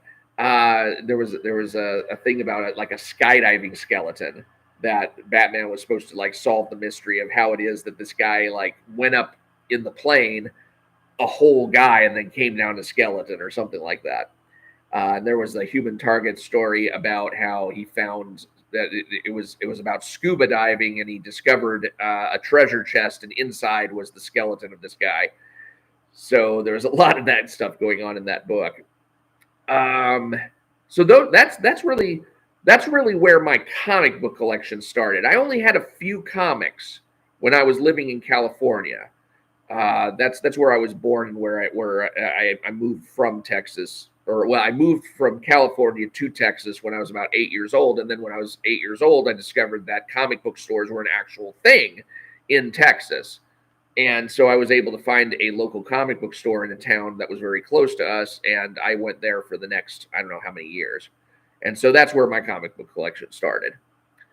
Let's see here. True Fan Forum. I have a bunch of continuity comics, not bad stuff. Yeah, I cut down on my continuity comics collection because some of it just didn't hold up as well over time. Probably the later stuff didn't hold up as well. And I mean, some of those ideas were really fascinating at the time. You had Cyber Rad. Cyber Rad was pretty fascinating. And some of it was just really, really action packed. And of course, the way that it was drawn, I mean, everything was drawn kind of in the Neil Adams house style. But yeah, I had some fondness for those properties. I kind of wish that now that Neil Adams is dead, somebody would like sell his properties to Jim Shooter, and maybe Jim Shooter can make a new Valiant Comics out of Neil Adams properties. I mean, that would be insane, I think. Let's see. Garfield's Bizarre Adventure. EBS still thinks his art is better than Berserk. Delusional. Well, yeah, but Berserk is like freaking weird. Samurai Snowman. EBS's art can be confusing at times. Yeah, and the thing that I don't like are unnecessary panel breaks. And I was going to do a Let's Fix episodes on Cyberfrog Blood Honey, but I mean, now that Wreck Planet's out, I may as well just start from there. Let's see. Samurai Snowman says people would definitely watch it. I think referring to a politics live stream. I just hate politics. Garfield's Bizarre Adventure. Vivek is definitely my number 2. That dude is very knowledgeable and well spoken. Yeah, I mean, I think so too. I mean, I think he's basically Trump without all of the Trumpiness. I mean, he strikes me as somebody who doesn't carry Trump's baggage as being not only for the J6 stuff, for which I do think he should have been disqualified from future office, but really what bothers me about Trump is that ultimately Trump is for Trump. And because his interests and America's interests often coincide, that is when he's at his best. But when his interests and America's interests do not coincide, for example, when a smooth transition of power from him to Biden is more in America's interests than him relinquishing power, then things go haywire. Same thing with COVID. When COVID, he's America's cheerleader. He likes to be optimistic about everything. He likes to be rah, rah, we're going to get through this. We're going to get through this. We don't have to worry. And sometimes some judicious amount of worry is required, such as in the COVID situation. That is when he was not at his best either. So whenever Trump's interests align with America's interests, I think that he shines. Whenever they're at cross purposes, then that's when he fumbles. Samurai Snowman, and I'm all for the drama surrounding comics too. This video title advertised talking about comics, not politics, but it's your show. I'm sticking around either way. Well, thank you. I get into tangents all the time. I'm always getting into tangents. Were the pocketbooks full size? They were full size as far as like a novel goes. I mean, if you look at just a standard novel size today, it's about yay big by yay big. So I would say it was probably, they were about 4 inches by 6 inches, maybe. So the pocketbooks were not like trade paperbacks. I'm not talking about something that's trade paperback size, but they would collect about 6 issues of comics in that 4 by 6 standard. 4 by 6 is probably too big. I'm thinking more maybe 3 by 5 or something. They were not very large. In fact, one of the things I noticed is that Steve Ditko's art actually looked tighter in those books than they do in like real life full size, because all of that stuff is just scrunched down to where the art looks a lot tighter. My first comic I read, Garfield's Bizarre Adventure says, my first comic I read was my uncle's Image comic. I forget the name, but it had a purple and green dude named Maul with horns on his back. The first comic I bought was Mark Millar's Ultimates. Love it. Yeah, Ultimates. Jeez, I can't imagine like having that be the first comic you bought, because that was just, oh my God. Yeah, Mark Millar's Ultimates. Oh my goodness. I cannot imagine having that be my first comic. Yeah, the one that you're thinking of, I think, is Wildcats.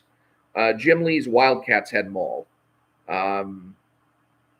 I only got the first issue of that. I think I might have gotten maybe 2 issues of Wildcats, and I gave up on it. I was just like, this is weird stuff. I didn't think that was very well put together.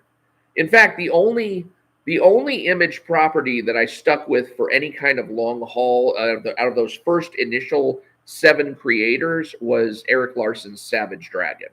Because, like I said, and when I was talking about how Alpha Core kind of, has expanded upon the idea that was originally laid out in Savage Dragon of just having a police officer who was part of, or who was a superhero police officer as opposed to a vigilante.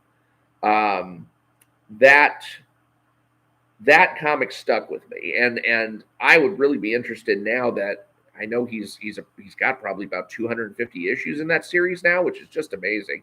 He will catch up eventually with Dave Sim, who did 300 issues of Cerebus the Aardvark. I mean, I think that's what Eric Larson's goal is to complete a full 300 issue run of the Savage Dragon, and it's probably something that I wouldn't mind picking up and just going through, because he would do things like he would have like time travel that actually counted. I mean, he would have time travel where you could not get back to your home dimension. Your timeline was screwed and you had to live with what you had now. That was pretty fascinating at the time. But eventually, I think around issue 64 or something, I just kind of got tired of the grind. Things were just kind of, I don't know, going off the rails, it seemed. What was your favorite comic book run? No, it was not Batman Scuba Diving. J. Ulysses asked, what was my favorite comic book run?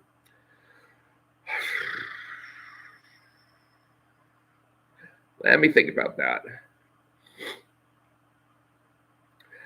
The run of Spider-Man comics that I have is kind of I do have a fondness for that, in that the Spider-Man comic books were very, very well edited. They had 3 titles: Amazing Spider-Man, Spectacular Spider-Man, and Web of Spider-Man. And those 3 titles really formed one narrative at one point, even though they stayed like individual issues. They weren't like crossover titles where it was like, okay, you know, you're going to see this title jump into this title, jump into this title. There were times when later on it got to be like that, especially around the time that the Clone Saga happened. But at the time that I was reading it, Amazing, Spectacular, and Web were 3 separate titles, but they were so well edited that they all read like one series. There was only one time in that entire run, and it was during the time that Amazing Spider-Man went bi-weekly for Assassination Nation, which was there was like a six-parter that went bi-weekly involving Sabretooth. And that there was one particular moment where you could see there was a continuity snarl. You know, Aunt May was in the hospital and she couldn't have been in the hospital because this event hadn't happened yet, et cetera, et cetera. Everything else besides that, the whole run just went completely smooth. So I want to say that was from Web of Spider-Man number 1 to I think number 72. Amazing Spider-Man, I want to say my run goes from number 240 all the way to 350, which is the last Eric Larson issue. And then the Spectacular goes from 75 up through somewhere beyond number 200, maybe up to number 200. So that's probably the run that I have probably a soft spot for, just because it was so well executed. I mean, I can't say that it necessarily put me over the top emotionally at the time, but it's just the fact that they were able to maintain a consistent storyline across 3 different comic books, all with their own storylines at the same time, and not come into so many conflicts. Those were the days, I tell you. Those were the days when you could have that kind of tightness and continuity, not just within the Spider-Man titles, but also with all the other Marvel titles. I mean, these days, one of the things that I hate so much about Marvel and DC Comics is how they're all unrelated to one another now. I mean, remember when Doomsday Clock, Jeff Johns was doing Doomsday Clock, and Doomsday Clock, it turned out, didn't relate to anything that was going on in the DC universe. All of a sudden, you had these things like the Superman theory, and you had superheroes being used as weapons of mass destruction, and none of this was playing out throughout the DC universe. It was like happening in its own pocket area. So that when the DC universe actually rebooted in there, it was like, well, did this even happen anywhere else? I mean, what did they reboot from? It's like the New 52 supposedly was going on this arc, starting with Rebirth, that would have tied it all together in Doomsday Clock, and then it was just like, let's just have Doomsday Clock be its own thing, and then we'll just let everybody else keep doing what they're doing. It's not even a universe anymore. I think that's one of the things that the Rippaverse is supposed to also counteract, is the idea that, you know, these are all just going to be books going off in their own direction, and they're not going to have anything to do with each other. I mean, he's basically said, I have to make sure that everybody's coordinated with everyone else, so we're not stepping on each other's toes and creating stories that don't fit together. Let's see. Samurai Snowman says he has a soft spot for Jurgen's Captain America, Morrison's Batman, and Brubaker's Daredevil off top. Yeah, you know, the Daredevil run that I like. There is a, let's see. There was a 4-issue. There of course was Daredevil Born Again. You know, I kind of like that one. And then there was a Fall of the Kingpin, which was a four issue Daredevil series ending in Daredevil 300. And then when Bendis hit the scene, that was like, what the hell is this? Because I don't think we'd ever seen anything like that before with when he and Alex Maleev were doing Daredevil. And so my Daredevil collection as it stands now starts with Underboss, which leads to the Out storyline where his identity gets revealed publicly, and ends with the Golden Age, which is where it talks about Wilson Fisk's early days. Because I think that kind of takes it, once you get to that point, his world is not yet falling apart. And that's one of the problems that I have with these Marvel characters. It's like, they've had their lives like, fall apart, come back together, fall apart, come back together, fall apart, come back together. Spider-Man, he's been on top of the world as a big business owner, and now he's back to being a photographer for the Daily Planet, for the Daily Bugle. Like, what the hell? Can we ever have any kind of real growth and change within these comics? It's like, no, we're always going to hit the reset button. We're always going to just bring them back to the baseline. Well, then don't leave the baseline. Don't go off in these huge tangents if all you're going to do is bring us right back to ground zero. I'd rather you never leave the baseline and just tell exciting stories at the baseline than take us into these things like, oh my gosh, Peter Parker was actually the clone all this time. And Ben Reilly, this guy who thought he was the clone, he was Peter Parker. Let's have that be the new status quo for all of 3 freaking issues before we clue you in to the fact that it's all going to go away. I don't need that kind of crap. Just never have that. Never deviate from the norm if you're just going to bring us back to the norm. Those are the things that really frustrate me. Is they used to. I mean, unless characters get married, and even Joe Quesada did that with that One More Day storyline, or if they have a child, then which they John Byrne undid Wanda Maximoff's kids in his West Coast Avengers run. I mean, if you're not going to let the characters grow, then don't let them grow. You can have good stories where the main baseline stays the same and the status quo never changes, and just keep going and keep telling exciting stories within those confines. I don't see why you have to have like every single writer has got to make his stamp or her stamp on this particular character and be like, here's the run, here's everything that I can possibly say through this character, and but by the time everything comes back around, we're just going to have him in exactly the same spot he started in, and there's not really going to have been any growth or development. Well, then just leave the growth and development on the wayside. There's no need for that. Let's see. Samurai Snowman, when Flash was Venom was super fire too. I forgot who wrote that though. Yeah, was that still during the Dan Slott era? I want to say that it was. Garfield's Bizarre Adventure. Yep, that's it. I knew it had cats in the title. Did I miss something?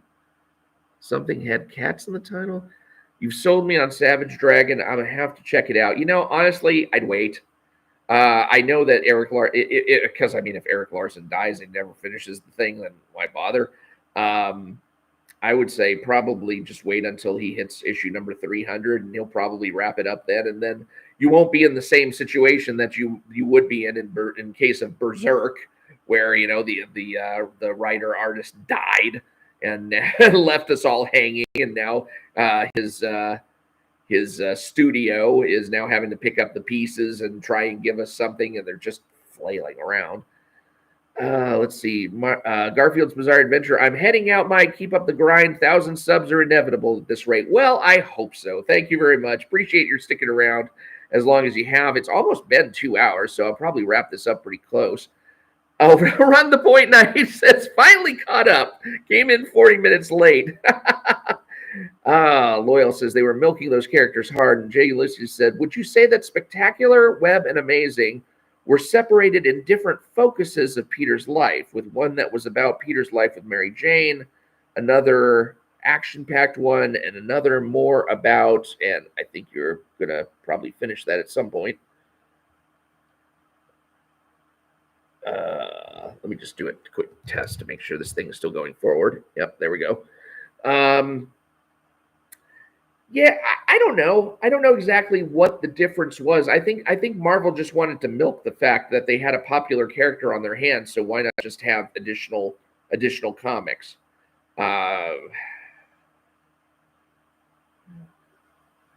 Peter's life in the universe of Marvel. Yeah, I don't know about that.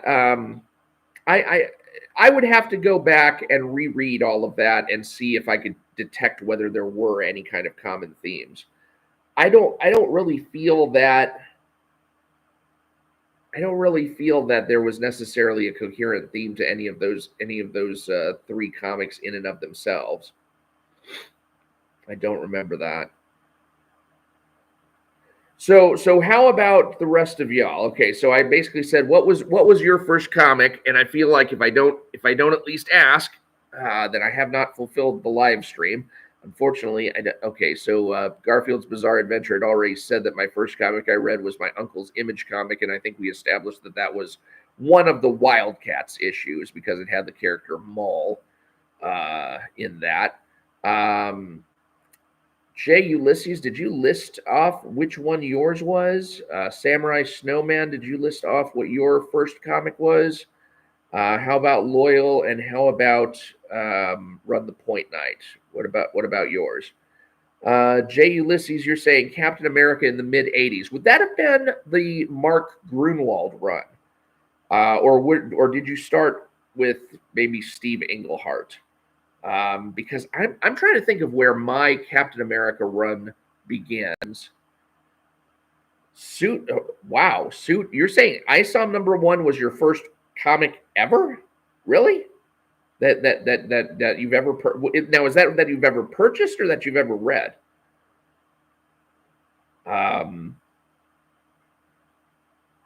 Let's see. Yep, never got into them. Wow. Whew.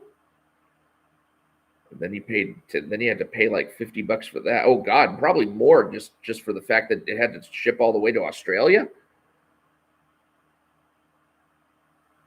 Let's see. Samurai Snowman says my first comic I remember was the Batman issue of Knights, with the cover with Nightwing facing off against Asbat. Oh, from Nightfall, facing off against Asbats in the red costume. Sometime in the that would have been one of the Night Quest issues, or maybe the Night's End issues. Okay. Let's see. Jay Ulysses says, I forget. I remember the Mike Zeck covers. Okay. Yeah, I remember. You know, the one Mike Zeck cover, of course, that I remember is the famous Captain America versus Wolverine cover for Captain America #8. That's the one where his claws are like, going off of the shield. Let's see. Suit says, I decided to support Eric and was so disappointed. Yeah, I wasn't. I still say ISOM #1 basically was a good comic that was marred by too many flaws. ISOM #2, I don't even want to think about ISOM #2. And Alpha Core #1, it's a comic. I'm just not that excited at this point. Probably, if I was not reviewing the Rippaverse comics, I would probably have just given up on them. Although I feel like I owe it to the Soska sisters to just see if they managed to pull off something with Yaira, because even though I wasn't like huge on their Black Widow run, and they did have a single issue shot in Secret Wars Battle World or something like that. It looked like they had potential in there, and I want to see if that potential gets realized through Yaira. And of course, Mike Barron, I have fondness for his old Flash run, and so I want to give that a try. Chuck Dixon apparently is going to be doing an event book for the Rippaverse, so we may see the first, crossover event with Chuck Dixon at the helm. I will probably check that out just to see what the hell happens in there. Let's see. Jay Ulysses says, and Mike Zeck's G.I. Joes back in the day. Yeah, I wound up getting a bunch of G.I. Joe comics, but I really never got into that very much. I think I was interested in the character of Snake Eyes most of all. And I think it was around issue number 26 that they actually got into the origin of Snake Eyes and Storm Shadow. And then they had. Do you remember when they had a 3-part series where they basically fixed Snake Eyes' face and then they screwed it up again like immediately after? Like, good lord. Samurai Snowman. I thought it was Night's End. Yeah, Night's End. That sounds right. No, it was Night's End because I think it was by the time the suit turned red, and I don't remember why it turned red. It was definitely the Night's End arc. Let's see. Run the Point Knight says I've had some free comics here and there, but aside from perhaps from a Hercules book I got from a Scholastic book fair back in the day, ISOM was my real first comic purchase. Wow. I mean, I didn't realize how many people have actually gotten into comics through the Rippaverse. Jay Ulysses, there was the classic Captain America limited series where they killed off a lot of unused villains. Yes, the Scourge storyline. And that did not end very well, as I remember. I remember everybody was wondering who was Scourge, and Scourge turned out to be pretty much a nobody. And then all of a sudden, Scourge gets shot by somebody who's using the same Scourge gun that he was using. Samurai Snowman says, "Sorry to hear that. Run the Point." Talking about how his first comics purchase was ISOM. I wonder how many people their first comic book was ISOM, and maybe that is why there was such a sharp drop off from issue 1 to issue 2, is that people were just getting into it to see whether or not they liked comics at all. And there are some people who just don't really get into it. I mean, I remember I've been showing some comics to a friend of mine, and that friend is just kind of like on some and interested in others, and I don't know. Let's see. Run the Point Knight, being more of a movie buff, I also purchased the Batman 89 comic book continuation. Still haven't read that yet. I ain't touching that. That's like the same thing with like Superman 78. Ain't going to do that. Right, it was kind of like Hellfire Club stuff. Yeah, let's see. Suit says, did not bother with ISOM number 2. Yeah. What else? So as far as Rippaverse goes, otherwise, I think we covered all of our first issues that we're going to. As far as Rippaverse goes, one of the things that does kind of make my ears perk up is the idea of Rippaverse rapidly evolving into a company that starts publishing like one comic a month. Because right now it seems like they've got enough staff where they can do 6 comics in a year. So one comic every 2 months. That's a pretty rapid clip. And if they actually get to the point of doing a monthly comic, that can quickly become a self-sustaining enterprise. I mean, despite the quality. Now, the only caveat I have on that is, I mean, look at Valiant Comics and what happened to them. Eventually, they just kind of fell off the wayside, and I don't even know why they're still a viable company at this point. I wasn't really impressed with them from the word go for this latest round of Valiant. But oh goodness, I still harken back to just thinking about, what if Jim Shooter got a hold of all the Neil Adams properties, and did his own version of those. God, that'd be quite a thing, man. I mean, what would happen if Jim Shooter came to work for Rippaverse? That'd be interesting too. Oh, Suit says what made it worse was being blocked by Eric after supporting him. What did you say?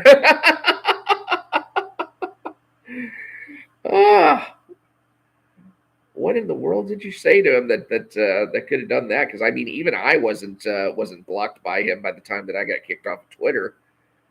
I linked him my ISOM parody animation. Oh my goodness. Okay, well we are approaching 2 hours here. ISOM number 2 was the first night letter.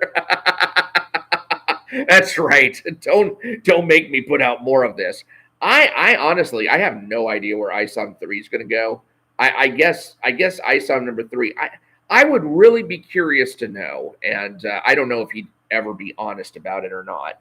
I'd really be curious to know whether ISOM number 3 is what was supposed to be ISOM number 2.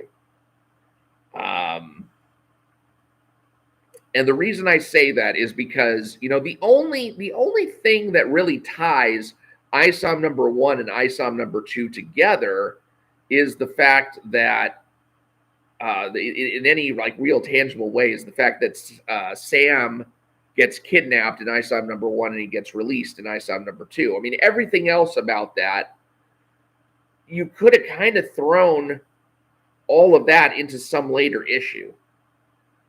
And I know there's stuff about the Lincoln's Eusebio stuff, and you got Darren. That almost felt like filler for stuff that was happening later. I want to say that a much tighter storyline would have been ISOM number 1 going into probably what we're going to see in ISOM number 3, and then from there moving on to ISOM number the contents of ISOM number 2, although maybe not, because I mean you also did have the exploration of why is it that ISOM quit, which I was just not impressed with at all. Where ISOM 3 will be a prequel. Yeah, we're still wondering whether ISOM is going to be called ISOM. Let's see. Suit says ISOM 3 will fix the disrespect ISOM has been given by Darren. Yeah, because that's what we're all waiting for, isn't it? The J. Ulysses Scourge is shown to be part of an assembly of villains working for the Red Skull, many of which Captain America had fought following the Red Skull's quote-unquote death in Captain America number 300. Yeah, I'm not sure if that's the first storyline or if that's the next, or if that's one of the later Scourge storylines. And I do have, I think if I'm not mistaken, my Captain America collection starts at number 297. So I did get the entire, that was when Steve Englehart, I think, was still writing it. And I do have the entire Grunwald run.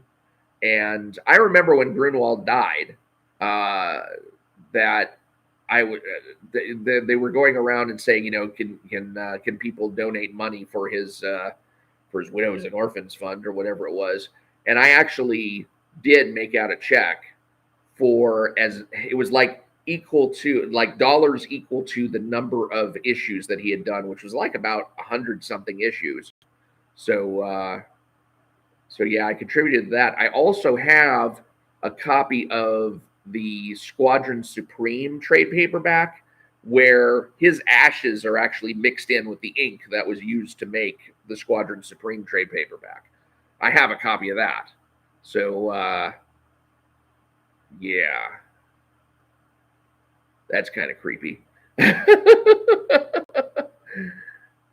Oh, goodness. J. Ulysses says, guess Marvel wasn't taking care of those costs, like funeral costs, whatever, for Mark Grunwald. And Samurai Snowman saying, Eric's totally devoid of humor. Suit says, growing up, I was collecting VHS, then DVD, then Blu-rays of shows, movies, series, where others I knew collected comics. I recently handed down my collection to my nephews. Yeah, I'm getting to that point where I'm just kind of like, I probably need to start letting go of more of these comics because I'm feeling kind of more disconnected from them as time goes by, and as disenchanted as I get with the DC and Marvel universes. With DC and Marvel, there really hasn't been anything that has appealed to me in recent years, with the exception of the latest run of The Flash. Whoever is doing the Flash right now is packing that story with so much information that I will pick up the next trade paperback of the Flash that comes out. But beyond that, I'm just about ready to let go of Marvel and DC altogether. I don't see where anything that they're doing now is anything that I need to read, and that's sad because these characters I've been around for I don't know how long. And what's really going to be interesting is when those characters hit the public domain in the way that Mickey Mouse has. When Superman hits the public domain, when the original Batman hits the public domain, and now all of a sudden, DC eventually it's going to take another 30 years for Marvel to start hitting the public domain. I wonder what the world's going to look, or the world of fantasy is going to look like then. What the comic book world is going to look like then? Is everybody just going to be doing their own fan fiction and stuff? I mean, it's probably going to take years before they can actually do any decent fan fiction off some of it. Although I know there are some people like John Byrne. He draws his own X-Men fan fiction just for his own enjoyment or something, which is nice. I guess you can do that. Let's see. J. Ulysses. Back in those days, Captain America would travel the USA like the A-Team and solve crimes. Yeah, he actually had that hotline that he established because he wound up getting his back pay, and his back pay with interest was like in the millions of dollars. And so he established for himself a hotline that people could call, and he would go and fix whatever the problem was over there.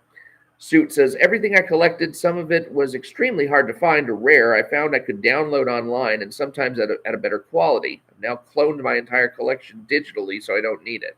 Yeah, I mean, I have to say, if my, hopefully this never happens, but if my house burned down and all my comic books burned up with it, probably 99% of the comic books I have, I could find online.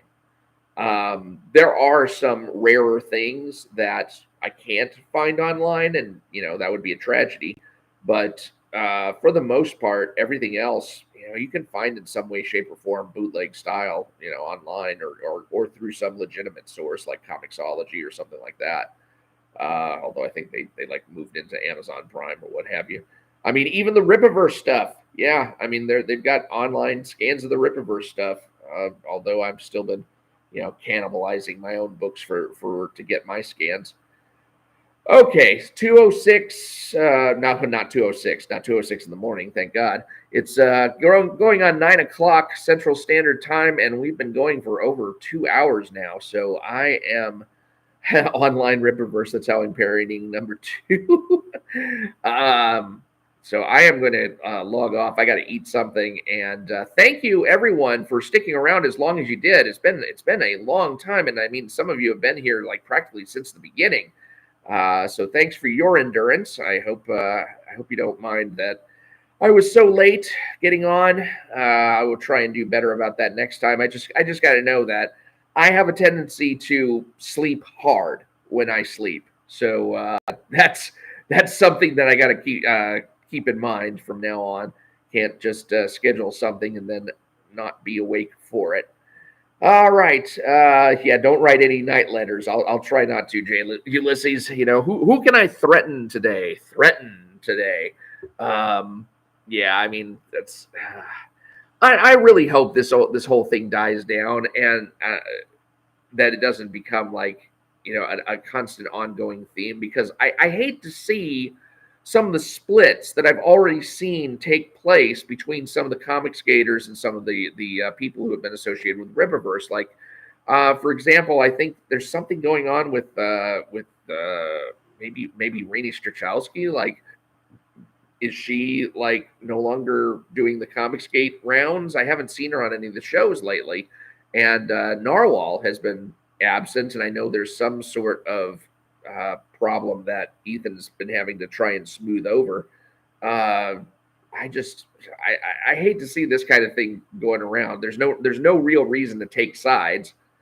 Everybody can still share in the same pie and succeed out there. And whoever's got the best comics is ultimately, I hope, going to get the most money. So we'll see how that goes over time.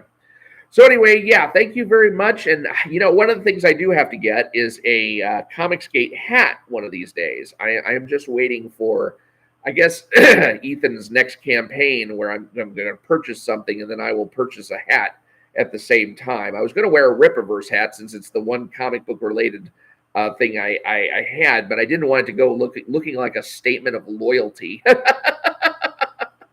Like I'm on Team Rippaverse. It's like, no, I'm just basically that's my one comic book affiliated hat, and it'll be a while before I get a Comicsgate one. Lester Dog says this is normal for Comicsgate going back to 2017. There's always been infighting. Yeah, it sounds like it. Yeah, that reminds me. I think it was Captain Chokeout I was talking to, and I was saying, why is it that y'all can't get together and create a shared universe where everybody is contributing their creations and such? And he's like, Mike, you got to understand, behind the scenes, we all hate each other. which is almost showing that's kind of showing around these days. All right, I'm gonna go ahead and break off. Thanks again to everyone for hanging in there, and apologize for the lateness. And I'm glad we were all able to have a good time tonight. And I will see you all later. Take care.